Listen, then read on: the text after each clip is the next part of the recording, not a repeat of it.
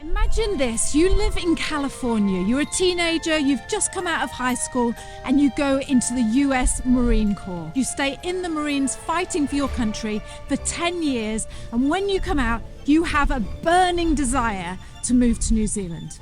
The timing of it all, just full trust in higher power, the universe, in telling you, you're home now.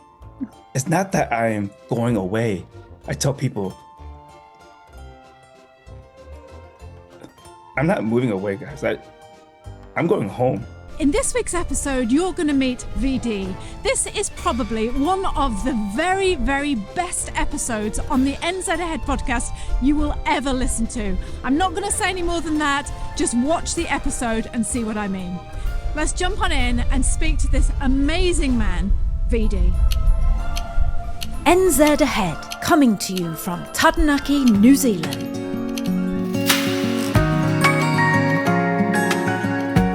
VD, welcome to the podcast. I am thrilled to have you here with us at last after all this time. Now we're together and about to record a podcast. Couldn't be more excited. I am so excited. It's been just a blessing. You know, we've been watching your channel for several years now, in bed, dreaming, looking up at the ceiling, talking to each other, just thinking about this big move for so many years. And I can't believe I'm just even talking to you. It's just, it's amazing. Life is amazing. It's beautiful. It really is. It really is. So let us know who you are and a bit about your journey of how you came to New Zealand. Let's start with who you are, where you've come from, your family. Let's start there and we'll move into why New Zealand. Ooh, all right. My name is VD. It's short for Van Dong. I'm Vietnamese. We come from California, Oakland, California. That's where I was born. And basically the Bay Area of California, Northern California. My wife is Hien. She came over when she was 5 from Vietnam, and we met in San Francisco. And we have 2 kids.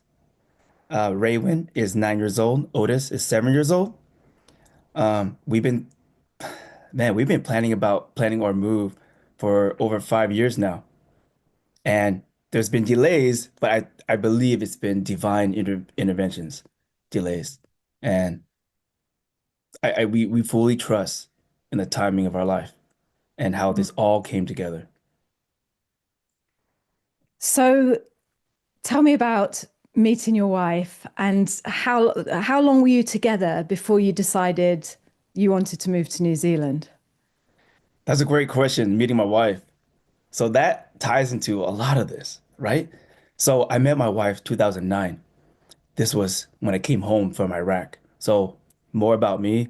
I was in the United States Marine Corps. I was a radio operator and also a truck driver in Iraq. I was deployed to Iraq 2009, came home 2009. I was deployed 2008, came home 2009. And when you go through something like that, you just have so many, revelations about life and what's important, right? Especially when your life is on the line. And at the end of the day, everybody prays. And when I came home that year, February, I met my wife July 28th. Uh, it was no, not July 28th. It was July 8th in San Francisco. And when I met her, I knew one thing was for sure, that I was going to marry her. Mm. And there's only 2 things in my life right now that I feel is so certain, that I truly believe in: meeting my wife and New Zealand.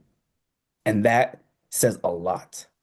So when I met my wife, she knew that I had this infatuation about New Zealand. And after we got married, she surprised me with a trip to New Zealand. Oh. And we did the whole thing. We drove up and down the North and South Islands to the ferry when we flew into Auckland. Met all the way down to Queenstown, went bungee jumping and the Zorb and the canyon swing and the jet boating, and went to Hobbiton for the Lord of the Rings movie set. And so She's my everything. Oh, as you're talking, one, I feel like crying, and two, the hairs on my arms are just standing up on my arms. It's just, oh, you've got a certain way of describing things, and that was magical the way you described that. I can feel the energy coming from you as you're talking, that your love for this woman and for this country. So let's rewind. Let's rewind. When did you join the military? I joined the military right after high school, 2004. Right. And so already then, back then in high school, people thought we were crazy. My brother and I have a younger brother and an older sister. I'm right in the middle, same as my wife. Um, we joined the military right after high school, and we had already gotten to a college. We got accepted. And for us to join the military, and not just the military, but the United States Marine Corps, the Marines are known to be the first to fight, the toughest one. It's the longest boot camp of all the four branches: Army, Navy, Air Force, Marines. So people are thinking, you got accepted to a good college. Why are you joining the military? And a lot of that stems back to having lost our father in 2000, our freshman year. And so we decided to join the military 2004. We both got out 2012. He had his deployment in 2005. I went 2008. And it has really made us who we are today as leaders in our community and still right now. And this is why I want to speak on here as well, because it's not just a personal thing for me. I feel like if there's a responsibility and a sense of action that you want to take and purpose, it's your duty to try to help other people along the way. Mm. Oh, I love that. So you and your brother both went into the military into the Marine Corps. First of all, let me just apologize for anything I say because I don't know anything about the military or what it entails. But I do know that a lot of people are in the military and they come out feeling like their life needs to change.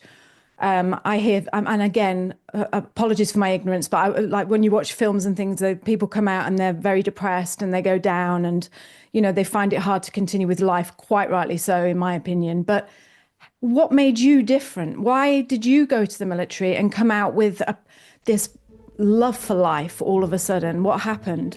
You are here because you love New Zealand. You might be moving to New Zealand. Living in New Zealand, or you might just spend your days dreaming of visiting this gorgeous country. Because we love New Zealand as much as you do, we have compiled a short and very unique 5-day video series showcasing life in New Zealand, what it's really like. These videos are real, they are exclusive, and best of all, they're absolutely free. So if you would like to view New Zealand from the inside out and find out what life is really like down here, sign up now, and every day for 5 days we will send you a personal 3-minute video showcasing some brilliant aspect of life in New Zealand. You are gonna love it. Go to www.itsadrama.com/I love NZ. We can't wait to share those videos with you. Okay, let's get back on with the show. Why did you go to the military and come out with this love for life all of a sudden? What happened? It comes down to, again, losing our dad in 2000. I knew at that point when I was 14 years old that my life was going to change. We're no longer going to have a father. And I just wanted to live my life to the fullest, just do everything we can. Coming into the military, we're young, we're teenagers. What do we know? Right? Life hits us in so many angles, so many ways, and nothing can ever prepare you for that moment when you're in country. When I say in country, when you're in the war zone and coming home to family and friends and burying that deep feeling for a long time, and then coming out and only to come out in panic attacks, and you go down a spiral, and we don't have ways to cope, and a lot of us don't know how to cope. We might put it on other people, and in our jobs, relationships, our kids even. I start to have nightmares about that, and so I decided to look into therapy. We did couples counseling, even even plant medicine. Um, I looked into psychologists, and at the end of the day, pills are not something that I want to get into. It's not something that I want to promote. I feel like a lot of this could have been easily fixed if we had just opened up and spoken about it earlier on and really show strength in your vulnerability. And so, sadly, in my route in recovering was, late night, early in the morning, just waking up crying, turning to down to my wife's feet and just finally explain to her what had happened the year I met you. And so I'm trying to hold it together too. Mm. But let's just say it's been a journey. And I truly believe what really got me over is when I found an organization. It's called Aerial Recovery. Yeah. They saved me in so many ways. They help veterans get together, heal from their past trauma, and repurpose them. A lot of us guys in the military, we we still have that fight in us, like that strength, that leadership. And when we're out, we kind of lose a little bit of ourselves, but we're still the same. So we want to heal, right? The organization helps us heal. It's called Heal the Heroes under Aerial Recovery. They get us out to an island for a week long, session with all the veterans together from Rangers, Green Berets, SEALs, Marines, Army, Navy, everybody coming together, even first responders and firefighters and police officers. We get together, we heal, and if we would like to, we can give back to the community by using the knowledge and skill sets that we still have from our past experience to respond to natural disasters and also anti-human trafficking. And so that's what I'm a part of. And you can look it up, Aerial Recovery. It's a beautiful organization. And that's where I feel at most purposeful in my life right now. Here, while in New Zealand, still doing what I love.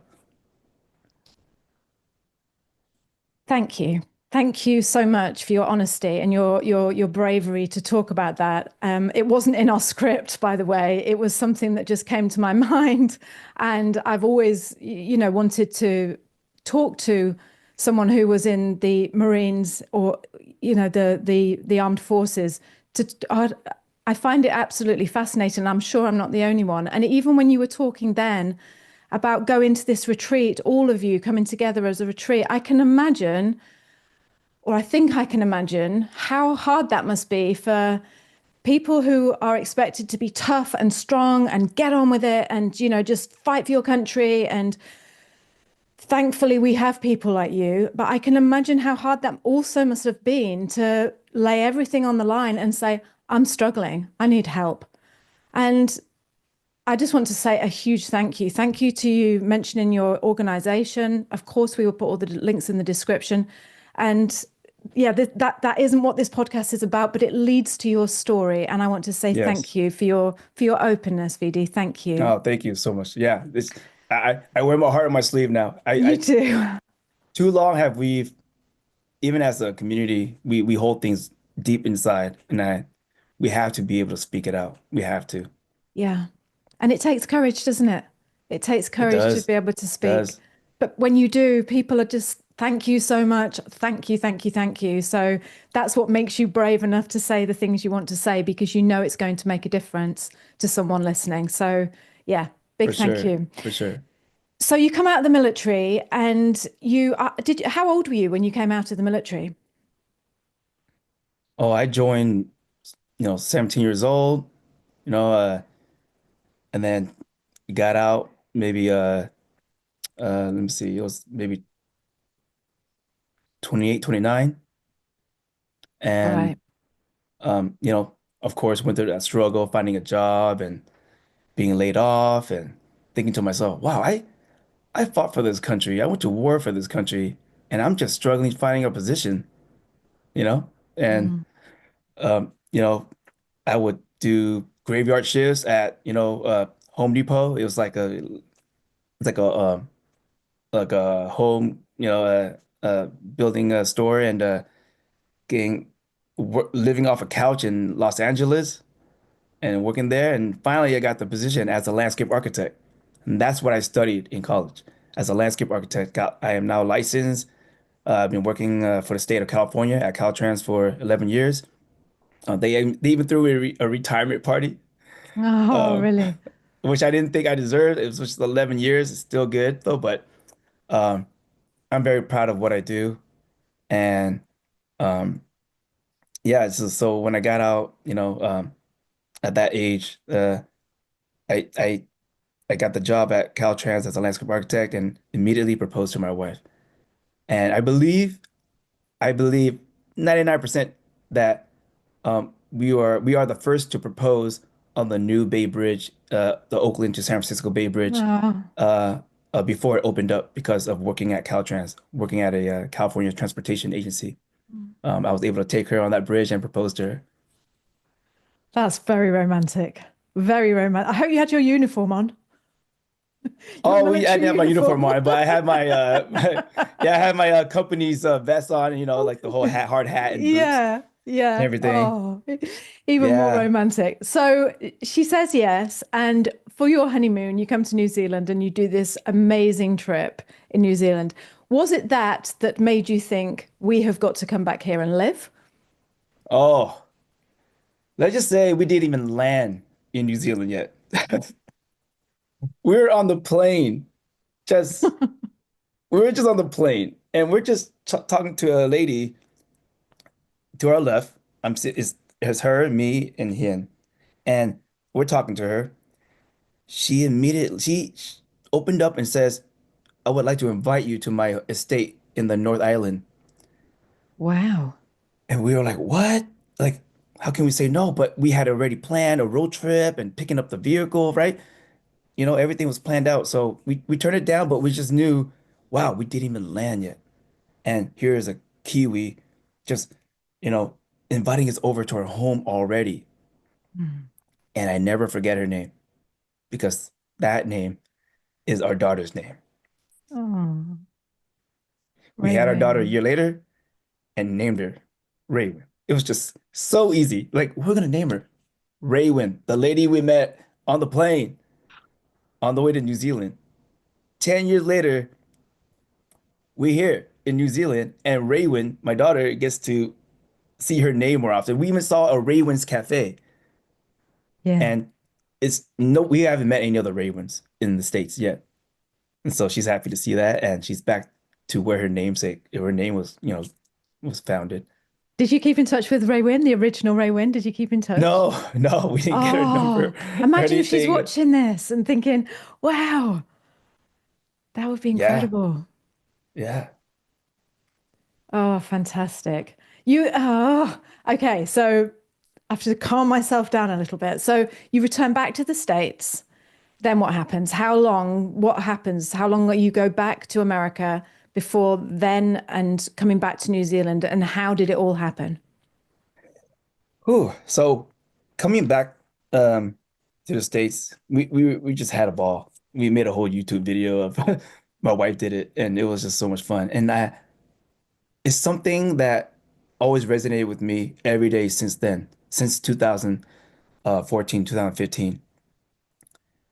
It's like, oh, we had this memorable time there. It's like a dream. Just I was always infatuated with New Zealand because coming back to my dad when I was 14, around the time when he passed, now this is where I'm going to my why, my big why. Okay. Now, when people ask, why are you going to New Zealand? Why are you moving there? It's hard because do you tell them the 1 minute teaser trailer about that, or do you go personal, deep in your Mm. big whole why? And I'm going that route. So get ready for this. Perfect. Brilliant. I love it. I'm 14 years old. I just lost my dad. Lord of the Rings movie came out. Okay. And when I watched it, I just felt like, okay, this is my journey now. I'm gonna go through so many trials and tribulations and just so many hurdles and struggles in my life that I gotta just keep pushing.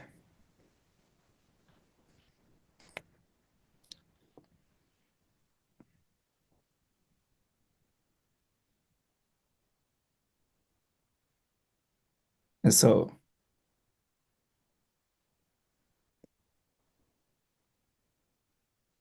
if I can travel back in time and talk to my 14-year-old self and tell him everything's gonna be okay. Like we're here, we're in New Zealand. He'll be so happy. And I'm so glad that I made my 14-year-old self proud. Up until maybe like the day I'm 80 years old. And I think that's a huge insight to make your 8-year-old self happy and to make your 80-year-old self proud.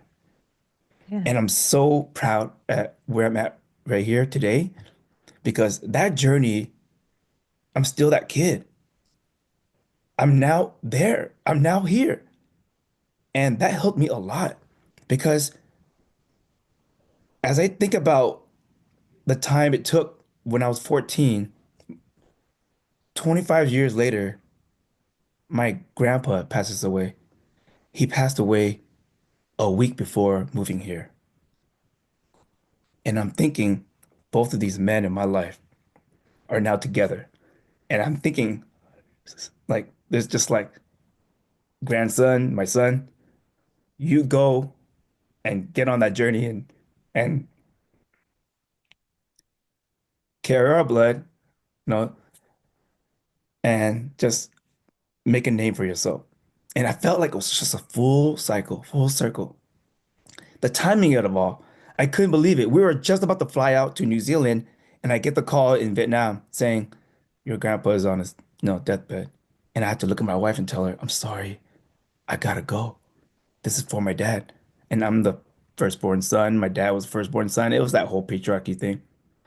And I told her I have to go, and she knew I had to go. And as I'm there and I'm going through the funeral, I just couldn't believe the timing of this. I mean, this month is this year is the 50th anniversary of the Vietnam War. April 30th, at the end of this, in just a couple of weeks, is called Black Friday. That was the fall of Saigon, now known as Ho Chi Minh City. 50 years ago, 25 years after that, my dad passes away. I watched Lord of the Rings. Another 25 years after that, my grandpa passes away, and I'm going to New Zealand. That's what I mean about this divine intervention. Whether I had gone here 5 years ago, a year ago, the timing of it all, just full trust in higher power, in the universe, in telling you, you're home now. It's not that I am going away. I tell people, I'm not moving away, guys. I'm going home. Oh, God, that's so yeah. Now, I'm sorry if that's my deep why. That's when people ask me why, I don't want to get into this. I'm just gonna tell them, oh, it's a beautiful country. It's so green, it's beautiful, it's safe, it's it's it's healthcare is free. It's we all know that. But every one of us have our own why. And we get stuck in the hows and what's and how do we do this? How will we ever go?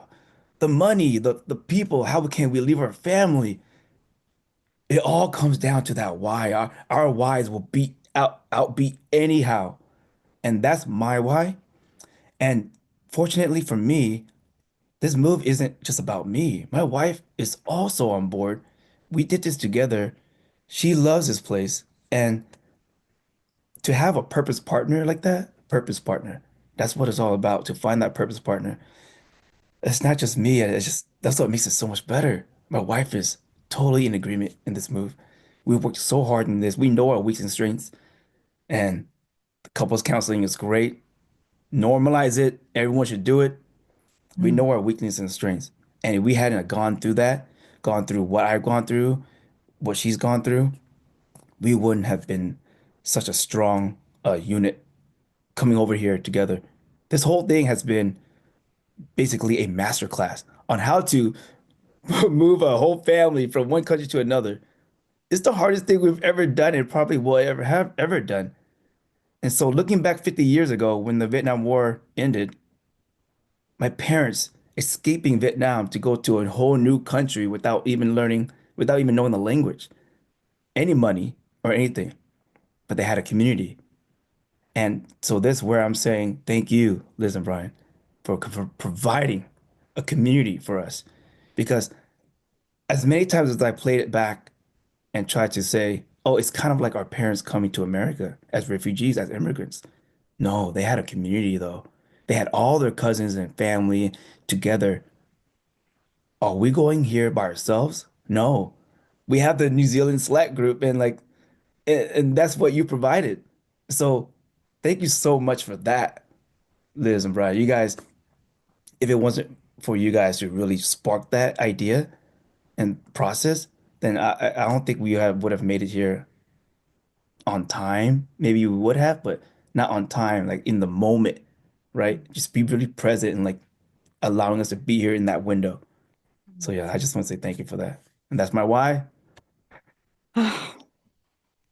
Thank you for your kind words. I have no doubt whatsoever you would have made that move, but it's an honor to be part of that journey with you. And me and Brian always talk about this, about the people in the community, and we say, how are we attracting these people? Like, everyone is lovely, everyone is kind and gorgeous and good people, and we feel absolutely mind blown by all of that. We just sit in front of a camera and talk about New Zealand, and suddenly these people come to us. It still blows my mind. But what I do want to say to you, and I want to hand it back to you, is you're the first guest in all 3 years that I've been podcasting that's ever made me cry. Oh, So I want to say, I'm sorry. No, it's not sorry. It's not sorry. It's your the way you speak and the way you open your heart. It draws emotion in people. It brings out that emotion. Like I said at the beginning of the conversation, the hairs on my arms are standing up, and then when you were talking, my heart was just opening to you, and yeah, just that. Thank you. Please don't apologize. It was Okay. wonderful. What do you do for a job? Now you're in New Zealand. I mean, I know I'm jumping ahead, but what do you do for a job? So, so going back to I just want to add something to Okay, all what you're right. saying Save my about, question then. oh, I got it. What you were saying earlier about attracting these people, everyone's so nice that you just want to speak and you're attracting people. There's a quote I heard about recently, and I really truly believe it. There's just billions of people on this planet, and for you to be in proximity to someone is no mistake. There is no such thing as coincidences, you know? Um, the odds are of you meeting that person is so hot, so rare that it's meant to be. Dive deeper into that. Get to know that person. If you're right next to them at a coffee shop and they bump into you and said hello, that was a reason. There was a purpose for that. For me meeting you and me attracting to this channel, to you and Bri. So I truly believe that. So that's why you're getting a lot of these people into your life, and you're a magnet, Oh, so you're shining, you're a beacon. thank Okay, you. um so please remind me of the question again. I just want to say that for you. Okay, no, I'm going to save that question because I'm going to come back to you moving to New Zealand and how you did it and what visas you used. I'm going to save that question, and I'll tell you why I asked you that question Oh, in a the minute. work. Right, yeah. Yes, so it was Yeah. about your work. But let's go back to, how do you make it happen? What happens back in America? Which visas do you get? What do you do? The practical side of it now. What did you do to get here? Yeah, that's the question, right? How do you even do it?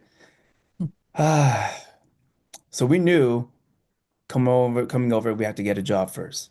It's either going to be landscape architecture or through the pharmacy route, right? My wife's a pharmacist. And we took a trip out to Las Vegas, our own little getaway. And it was on February 2022. It was that 222, right? The second month in February 2022. And then we're at a friend's house, and my wife screams, and she looks at the short list on the New Zealand short list of occupations, and pharmacy just made it. Pharmacist just made it. And we're like, seriously, let me see. Like, is landscape architecture on there? Not yet. I don't know. Maybe someday. But pharmacy was on there. But like, all right, that's it. That's how we do it. Now notice I said 2022. Now there's a reason. Now we could have done that right away, but like I said, divine intervention. My daughter, just regular routine checkups, and we noticed at that time she had some hearing issues. So she had an ear infection.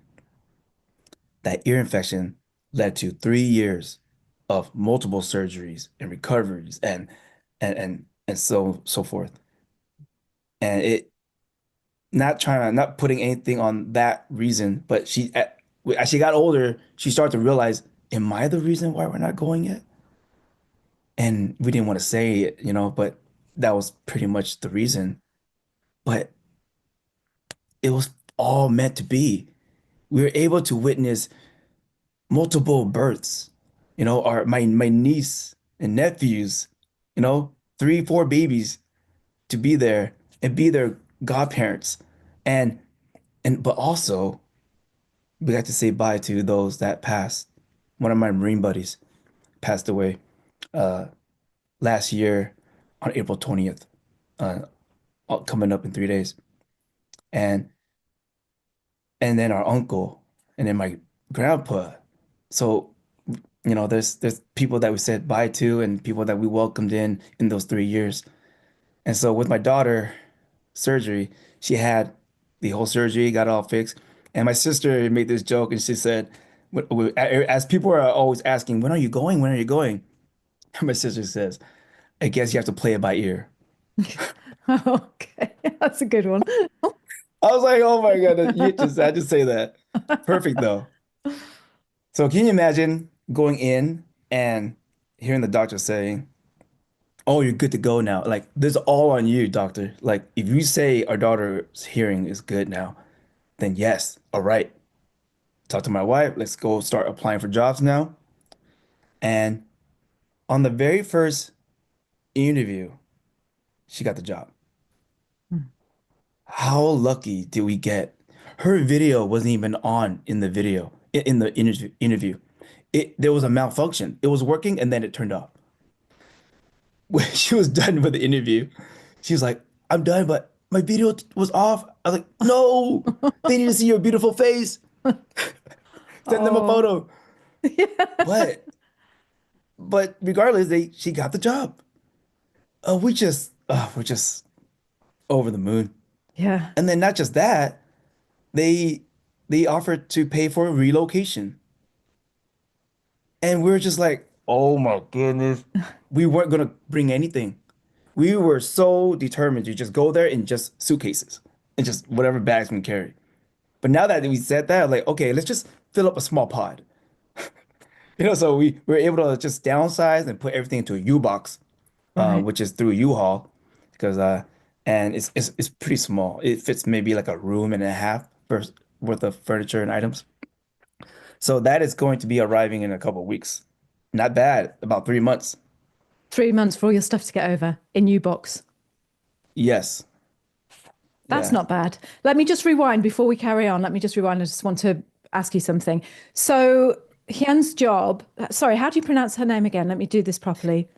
Yeah, Hien, like Hien. Hien, Hien. Hyun's Yeah. job. How did she find that job? Because we hear so many people saying, oh, but you've got to have a visa to get the job offer, and then you've got to have a job offer to get the visa. So could you just talk about that for a minute? How did she find that job?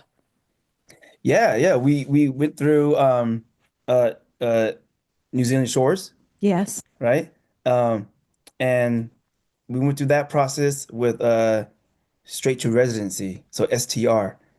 So because the position it was on a short list, um, if you get the job, then you will be on the STR, straight to residency, which is amazing because at that point you can already vote and you can already buy property. Mm. I was just amazed. And Yeah, so she's just a research, right? And at first she was going to hire like a hiring agency, a pharmacy consultant that helps you find positions. And I think during her research, I forget along the way, but she found uh, an agency that recommended a place. And so and then that's how she got the interview Right. through like a pharmacy related agency that helps you that like a recruiter. Yeah. Yeah. And so I don't know how short of a list pharmacy is on, but man, that first interview got the position. And honestly, we were ready to move anywhere in New Zealand, whether it be the northernmost part of New Zealand or like Queenstown or down way south, Mm. anywhere, right? Ignorance is bliss. I don't care. We'll just get our foot in the on the ground and then we'll work from there. But uh, however it happened, we ended up in Kapiti Coast. Oh, nice. We Nice. ended up in this beautiful beach town. And already we've made friends. And I gotta tell you, the journey over here was even better than how I met Raywin, the lady, on the way here 10 years ago. On the plane itself, again, we didn't even land yet. Well, actually, we just landed. Okay. We just landed. As I'm passing this lady, she takes a note, just like a note. Like, I don't know what it was. She slips it in my bag. And then Right. I was like, oh, thank you. And then sitting down at the airport now in Wellington, I look at it. It was the stub of the boarding pass, and it says, "Hi, my name is Lynn. I overheard your conversation. I moved here to New Zealand 20 plus years ago. If you need anything at all, here's my number. Let's connect." I was like, "What?" Now, now, come on. I don't even have a New Zealand number yet. How can I contact her? Right? Oh, Right? Right when we got our phones hooked up, I got the number. I was like, oh, I'm about to do it. I'm gonna call her. And then she picks up and I go, do you recognize my voice? She's like, I feel like I should know. I'm like, you slipped me a note into my bag a couple of days ago. I'm like, oh, hi. And then we turns out she's from Oakland, California, the same place where I was from, oh my gosh. from Oakland to Auckland. You know, like Yeah. I thought it was funny. And she still messages me. And she now lives in Hutt Valley. I thought you were going And to say I'm she not lived in that Carpety Close. no, pretty it's still It's pretty close, close. isn't it? Yeah, That it is it's close. not that 30 minutes maybe 35. And she's close. I still want, I'm planning to meet up with her. I still want to say thanks. And Oh, yeah, it was just she's from Oakland, California. When she said that, I was like, I was born in Oakland, California. Like that's where I worked. That's where I worked. That's where I came from. And I was like, wow, that whole it's like, experience is just yeah. And it's like you yeah, just said earlier, is the person that you talk to in the coffee shop, you're meant to talk to them. So you keep having these interventions that are pushing you forward into yeah. the life that you want. It's just, Yeah, like oh, welcome yes. home. Yeah. And you know Oh. what the cherry on top of that is? My wife and I recently went on a road trip to Cambridge. We went straight 4 or 5 hours. The cherry on top of all this is we were driving is at 6:50 p.m. Everything's pretty black, like dark, pitch black, and we're driving through farmland. And I'm driving and I'm saying, right at this moment, I go, hey, aren't these Kiwi birds, aren't they out at night? It's pretty dark outside. I wonder what kind of habitat they live in. You would not believe. Not 10 seconds later, seriously, 1,000, 2, 1,000, 3, 1,000, 4, 1,000, 5, 1,000, 6, 1,000. A Kiwi bird was in the middle of the road right in front of us. Textbook Kiwi, just big body, leaned over, beak just down. And I looked at my wife. I was like, did we just see a Kiwi bird? Like, oh my God, that's like an omen. And when we got to our destination with our family that we wanted to meet up with, we brought it up to them and their in-laws, even their parents. They said they have never even seen a kiwi bird in person, and they live No, here. we've And then I never talked to seen other one. people. There you go. Even Yeah. everyone's saying, no, we even haven't seen a kiwi bird. You're lucky. How did, out of its natural, in its natural habitat, and we found out it was near a sanctuary, but did it escape? We thought it was just like a dream world. Like, no way did we just Mhm. see a kiwi bird. So that was the cherry on top of saying, you know what, guys, welcome to New Zealand. Yes, Oh, yes. it was just so cool. That would have been, and I bet the kids were just beside themselves. And it's a story they'll always grow up to tell as well. The first time, Mhm. we came and we saw the kiwi bird.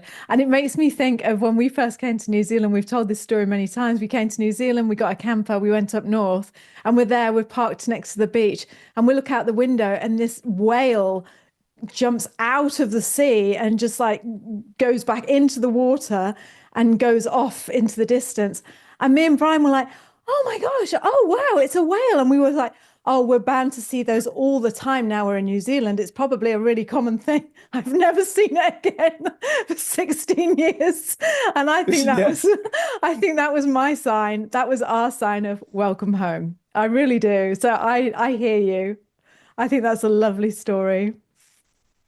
And I bet you didn't get to capture that, right, on camera picture. No, no. Yeah, it But I'm was almost glad I say didn't. I'm glad I didn't. exactly, Yeah. exactly. Us either us.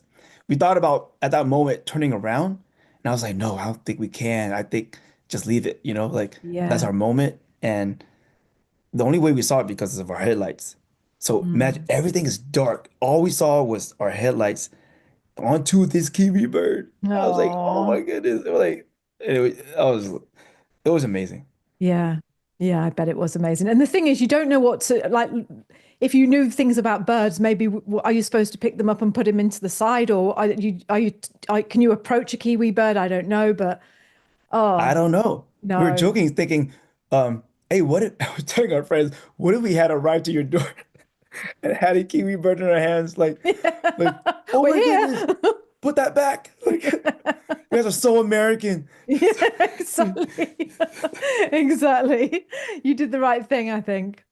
Yeah, just leave it So alone. so you get here, I mean, the company is paid to have all your stuff relocated, which is fantastic. It doesn't get better than that.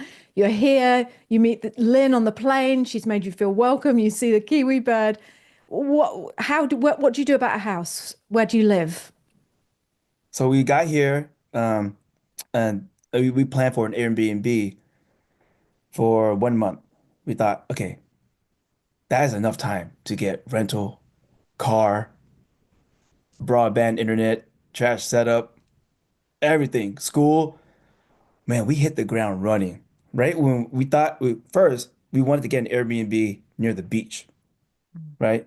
So we knew we were going to Kapiti Coast, so we need to get somewhere closer to the beach, like just walking distance, which is where we are now. And so specifically, we're right next to Ramadi Beach, Oh, that's Ramati Beach or lovely. Ramadi? Yeah, Ramati. Yeah, Yeah, that's Ramadi gorgeous Beach. there. We can walk there. Mhm. So we wanted to land in New Zealand with great memories, core memories with the kids. Like this is what we're doing right now. So my wife was doesn't start until April 14th. She's on the third day of work now, but we were Mm. here March 21st. So we had a good amount of month to just travel, experience, and have fun with the kids, right? And I knew we needed to get an Airbnb near the beach and also create a lasting memory. So when we got to Wellington first, we went to the Oriental Bay, took off our shoes and socks, held hands, got in the water, and just grounded ourselves. It says, guys, we are here. We are here, kids. You know, got our first meat pie, got our first meal, got our first coffee. Everything's amazing. Got to the Airbnb. We went to the beach every single day, caught some amazing views of Kapiti Island, met some amazing people, and we're here in this house. And I'm still in the Airbnb, which today is Thursday. Tomorrow's our last day. Oh, We okay. have our we have our rental now after looking at maybe 10 plus homes. We decided to rent first before purchasing anything, which we can, but we want to, look around. So we will be locating to Waikanae, and Right. that is a beautiful place too. And then we toured like 7 different schools, and whether the house came first or the school, it was probably the house first, and then the school, knowing that it was a good school there. So that was our process. Airbnb for 1 month. Perfect timing. We found the car, which is a humble Toyota Aqua with it's how you say it, 3.9 liters per 100 kilometers. Right. Okay. Has it got Yeah, four and wheels? yeah, 4 wheels, yeah. Because I came from a big car, like an SUV, to now this humble one. And I love the mileage because I converted it to the miles per gallon. Yeah. It comes out to be about 65 miles per gallon. It was really good. Is it? So Is that good? yeah. Yes. It's better than what I was getting, like 20 miles per gallon. Right. Yeah. So it was good for our road trip. So Mm. we will be settling into our place tomorrow, the day after. All we need is now the broadband internet. Mm. So you're all settled in and the kids are registered at school. They're going to start school or have they started already? They will be starting school after this holiday break, which we are in now because of Easter is tomorrow, Yep. and uh, they are in the 2 weeks holiday, so they will be officially starting the 28th. Okay. So how old Yeah. are the children now? Raven is 9 years old, and Otis is 7 years old. Okay. Gorgeous age to bring your kids to New Yeah. Zealand, by the way, isn't it? It Oh, really man, is. perfect, Yeah, perfect. it really is. It's a beautiful age for children anyway, but to yeah, for us it was a brilliant age to bring over the kids. So have they slotted in? Are they as enthusiastic as you are about this whole move? Yeah, Yeah, I knew you were going to say yeah. that. I saw your video that you put on Slack about the video where they're like laying on the bed and it's their last night in America. And I thought, wow, you this family, you are you are every family that ever would all want to be like this family. You seem so tight and happy and vibrant and a love for life. I d- it's You know, incredible. It really is. only when you go through the things that you've gone through, Yeah. things don't happen to you, right? They happen for you. And it took me many years to be at that point Mm, where I can be a kid again and just openly cry in front of strangers and just be free and be a kid again with my own kids and just laugh and play with them, read them stories to bed and joke with them and just being silly in public, dance and just twirl around. We still do that. We went to a thrift store the other day and I just twirled around with them in the floor and around and I don't care. At some point you stop being kids. And yeah, there's a certain maturity that you have to uphold yourself in public, but you don't have to let go of that kid inside of you. You don't have to let go. I think I'm still holding hands with that younger self of mine and saying like, let's go. Let's do this. Like let's remember how it felt to be a kid in this country and like a blast from the past in this place where we're actually seeing kids biking out and wearing helmets and actually rollerblading and skating and scootering and barefooting. Just it's just mm, like I'm here as my younger self still and and we didn't beat around the bush with the kids. We told them we are moving. So every time we go out and see our family and friends, please say hi and bye and love them because you won't see them for a while and your friends at school. So we really prepped them. We didn't want to kind of trick them about moving or mm, say it was just a year vacation or something. And it really helped. I would say this for everybody, like this, my advice to parents out there telling your kids and how to let them know about your move. Be very upfront about it and explain your why. And they know so much more than you think. Like you don't need to protect them too much. Let them join in that journey. And so I started showing them videos of New Zealand, your videos as well, information, even culture, history, the Maori folks here, and learning about their history, this discovery of this land, so that it builds up their curiosity about this place. And so I'm learning too, and they're teaching me new things. Like my daughter is drawing pictures of Kiwis and Lord of the Rings scenes and paint and coloring and everything. And it's just she drew the flag. Yeah, so they are fully invested in that way. It's not just me and my wife. It's all of us as a group, as a unit that's involved in this move. And we're not forcing them to do anything. We're just providing them the guidance and the information. So like you said, in that video of that last night in America, they're so excited. It's like They them going are. to Disneyland or something, or like, Yeah. go on an adventure, let's go. Just like Oh, what Bilbo Baggins said, right? And so yes.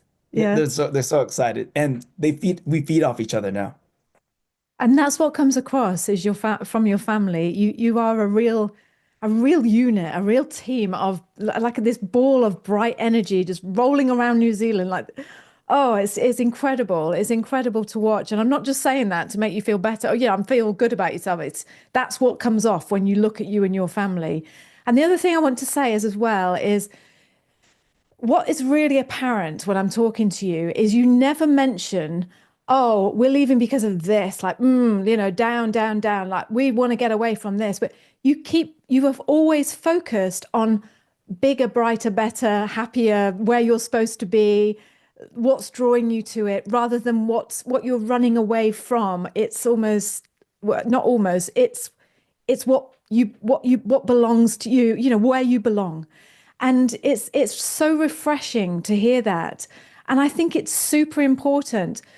You're living witness to that. It's super important to remember that when you're doing this dream, it's not, we hold on to the negatives of everything, don't we? To be like, oh, it's because of this and it's because of that I'm leaving. And it weighs you down. It makes you heavy.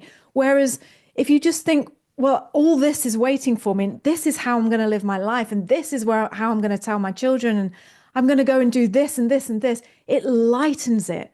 And that's what comes off from you is this lightness, this positivity of bright and lightness. And I wish I knew your secret. I would love to know how you're doing this and just what I'm sure everyone is thinking the same is how do you, and I know this isn't a therapy session for Liz, but please just indulge me. You said you liked our show, so you can pay me back a little bit. How do you get that feeling of life is amazing? I don't have to worry. I don't have to think back to my sad times. I don't have to be worried about what I did in the war and all that loss and all that death that I saw because life is amazing. What's made you like that? How do you keep going and be like that? That's a great question, and I'm so glad I know the answer. Like I said earlier, it's you go through things for a reason, and you hear that cliche, everything happens for a reason. And there's only so far that you can take where you go through your feed of motivational videos and Instagram and quotes and stories. But as human beings, we naturally forget. And we forget for a reason. And it's a way to it's a defense mechanism. There are moments where we dream, we wake up, and I had dreams of moving here. And and I have spurs of inspiration and motivation and discipline, whichever one really grabs you to keep you pushing forward to live this life. And you got to just find that big why first, right? And we tend to forget. So my wife and I, we created a vision board. It's our family vision board, and it's a 5-year plan. And I learned this through aerial recovery, right? That was part of our session breakout groups to move forward.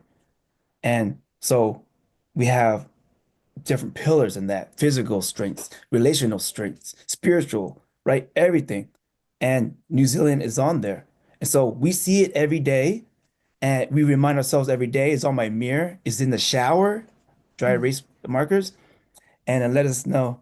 I'll let you see my kids here. Oh, I was going to say they here. Hello, There's, there's Raywin and Otis and there's Raywin, Otis. Hello. and Good. they as well are the living reminders, right?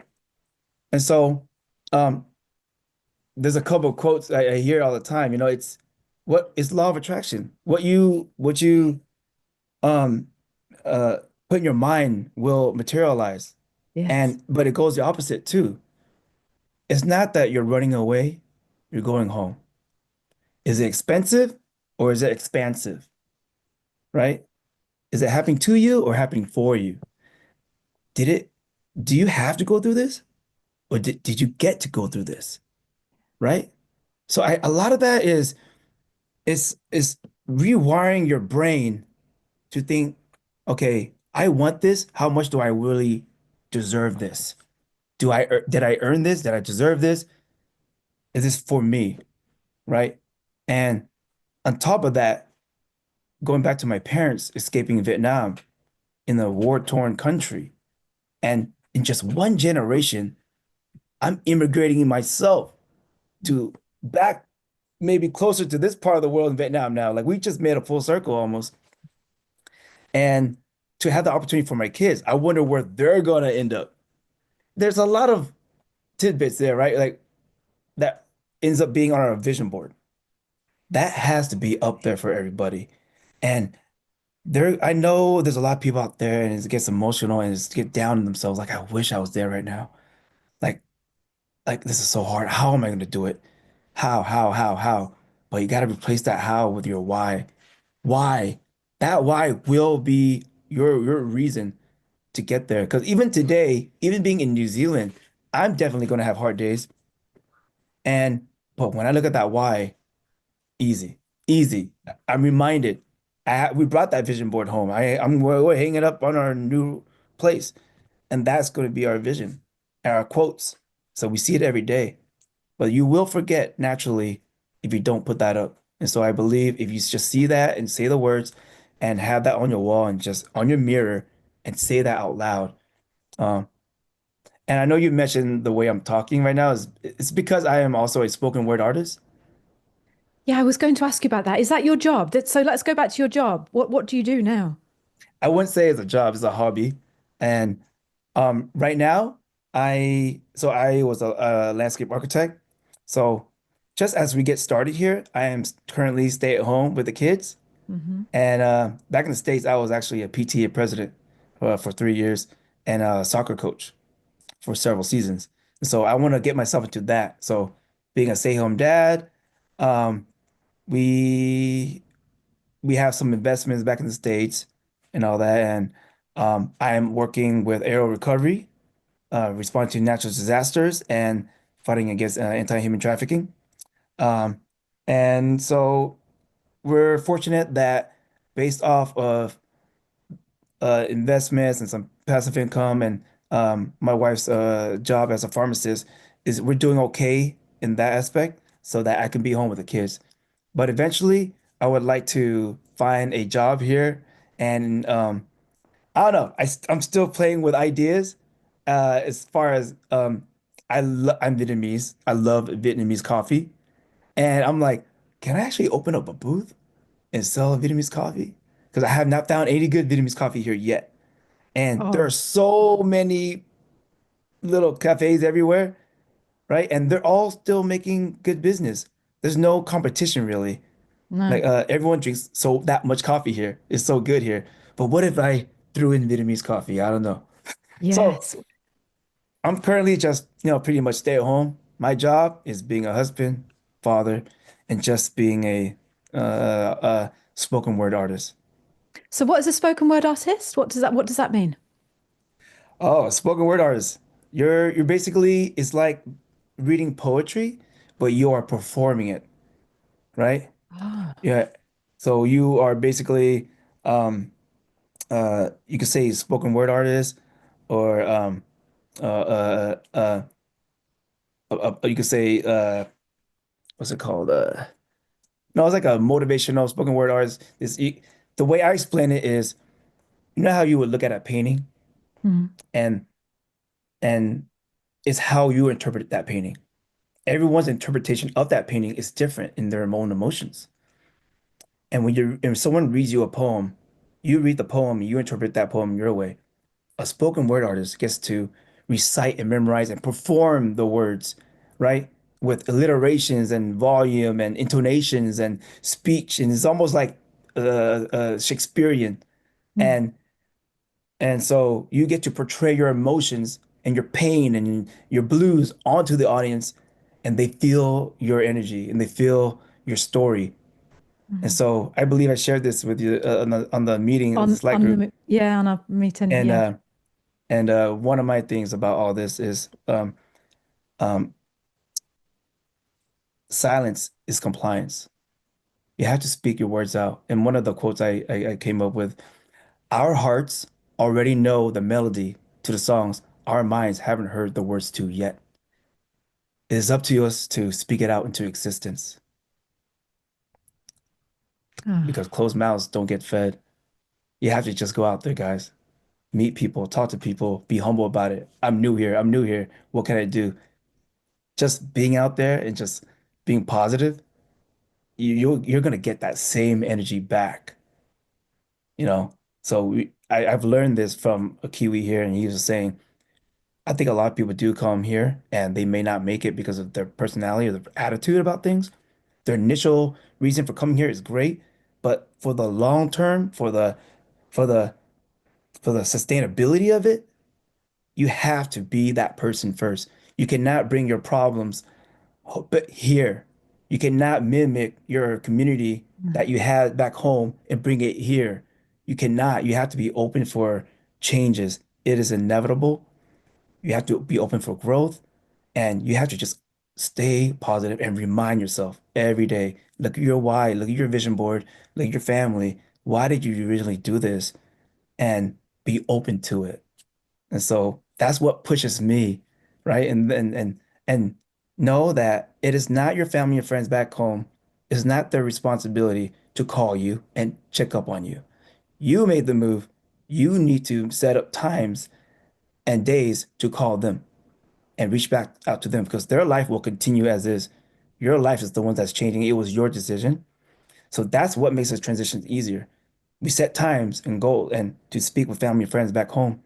So it doesn't feel like we're all alone and we did it because this honeymoon phase will die down. It will be done. Then that 3 month mark, 1 year mark is going to hit you thinking, wow, what did I just do? It's only because you didn't prepare for it. And I know a lot of people say you're very lucky to be there, but luck is when opportunity meets preparation. mm, We prepared so well for this, and the opportunity came at the right time, and we just went for it. And that's where a lot of people miss, right? Um, they were either not prepared for it or the opportunity wasn't there. But the most you can do is prepare yourself and your mind. So when you come here, you're full of energy, positivity, enlightenment. And if you can't shine that light, you better be the mirror that reflects it. And you, Liz, you are that light. To me, you are the candle. mm. And I'm that mirror to help reflect it into everybody else as much as I can. So everyone I meet and how I get here, I'm always mentioning your podcast, your YouTube channel, and I hope they watch it so that they can understand more of why we did what we did. Thank you. Thank you so much. The reason I asked about your job is because obviously you should be a motivational speaker or a motivational coach. I mean, everyone listening and watching this will be screaming out and saying, "Yes, Liz, exactly, Liz." So while the idea of making egg coffee in the cart at the side of the road is wonderful, and you can still do that, you have got a massive, massive gift of the way you talk, the way you inspire. I mean, literally, this podcast has been going on for an hour and 7 minutes now. And Oh, it was only supposed to be 40 minutes long. And to be honest, if someone said to me, well, he's going to be here all day talking about this, I would say, yes, please. You are a joy to listen to. And thank you. I'm honored that you come onto this podcast and shared this brilliant, inspirational, uplifting, encouraging reminder of why people do this. You've said it perfectly. And I really, really hope that you do go into this as a business and spread your word, and anything I can do to help you with your aerial foundation company that you're talking about, aerial recovery, please, you're welcome on this podcast anytime to talk about Thank you. anything that you want to talk about. I will Thank you. welcome you with open arms. So it's funny you mentioned the motivational part. That is something I'm going towards. And when Yes. you say job, I didn't want to say that I want to make money from it. That's why when I think of job, I'm thinking money. I am doing a motivational part. I have a Instagram and YouTube for my spoken word performances for as a Fantastic. spoken word motivational artist. And I've taken classes in doing speeches and uh through Dr. Billy Osbrooks. He is a motivational artist as well and a poet. And I can have a video of a 20-minute video of that speech as well, of Yes. called Silence is Compliance. And I can share that with you as well. So that is something that I'm leaning towards. It's just that Oh, thankfully. I didn't want to tie money into it like a job. I just want to just share my light. It Yeah. doesn't have to be paid, but maybe if I wanted to get paid, like say speaking events, then yes. But I didn't want to go through that. You know, it's not a monetary thing, purpose for me. It's just spreading joy and Yeah. motivate. Yeah. Well, I'll tell you what, you do it to spread joy, and then all the money you make, just send back to me and I'll look after it for you. How about that? Thank you, thank you. Oh, VD, thank you so much. But before we go, you did Yeah. say that you wanted to talk about New Zealand life, yellow, blue, and green. Before we go, can you just explain what that means? Because you did talk about it on our private live Zoom call, but I want you to share it with our audience here today. Oh man, like so I'm a painter too, and I love painting Of course you landscapes. are. And and I just being from California, we're in a drought. There's hardly any rain. The grass is yellow. We call it the Golden State, like for a reason, you know. You'll get fined if you have running water so long and running off the sidewalk. You have green grass, you're rich. You have money for water. Being here, it's just so green. I would just bend down and grab the grass and like, is this real? Is this real? Like, who's paying for this lawn? There's no irrigation system. This is just natural lawn everywhere. The skies are so blue, so green. The sun is so yellow, and I just keep saying over and over, yellow, blue, green, yellow, blue, green, green, yellow, blue. Like, wow, everything is just no wonder why everything is so lush and green and bright, And so I just keep saying that, he's so yellow, blue, and green. I just love it, It's you know? wonderful. Yeah. And Yeah. clean. That's what I think too. Clean. Yeah. Everything's clean. Listen, do you promise to come back on and talk to me after you've been here a year and share your journey of what it's been like after a year in New Zealand? Will you do that? Will you come back and do a part two? Definitely. Yeah. Mark it in March 21st, 2026. Yeah, yeah. And I want to say thank you for your service to your country Oh, as well. I I heard appreciate someone that. say that when we were in America, and I thought it was the most respectful and beautiful thing to say to someone. And yeah, I wanted to say thank you for being you and thank you for everything you do. And thank you for coming on the podcast. Thank you for bringing such light to New Zealand, your beautiful children, your gorgeous wife. Thank you for being part of our community. Thank you. Oh, I appreciate that so much. Thank you. Thank you so much for having me. Okay. I'll see you in a year. All right. Yeah. Okay. Bye. Bye. I really hope you enjoyed that show as much as I enjoyed recording it.